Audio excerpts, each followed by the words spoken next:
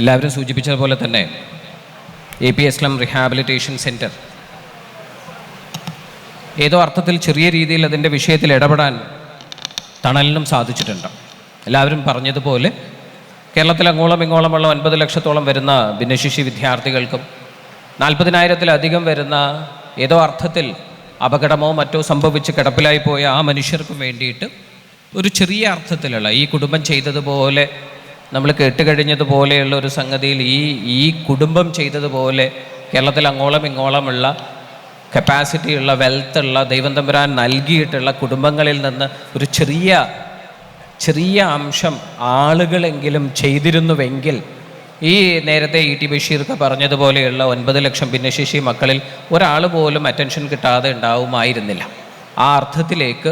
ഈ കുടുംബത്തിന് ഇനിയും ഏറെ ചെയ്യുവാൻ ദൈവത്തിൻ്റെ മാർഗത്തിൽ ആ അർത്ഥത്തിലേക്ക് വെൽത്ത് കിട്ടിയ, അനുഗ്രഹം കിട്ടിയ ആളുകൾ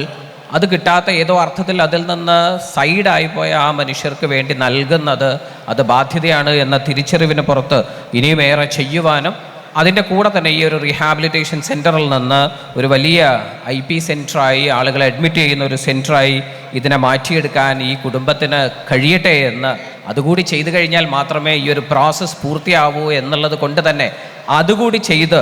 ഈ മലപ്പുറം ജില്ലയിലുള്ള ഇത്തരം പ്രയാസം അനുഭവിക്കുന്ന മനുഷ്യർക്കൊരു താങ്ങാവാൻ ഈ കുടുംബത്തിന് കഴിയട്ടെ എന്ന് ആത്മാർത്ഥമായി ആഗ്രഹിച്ചുകൊണ്ടും പ്രാർത്ഥിച്ചുകൊണ്ടും എല്ലാവിധ ഭാവുകങ്ങളും നേർന്നുകൊണ്ട് നിർത്തട്ടെ. Thank you.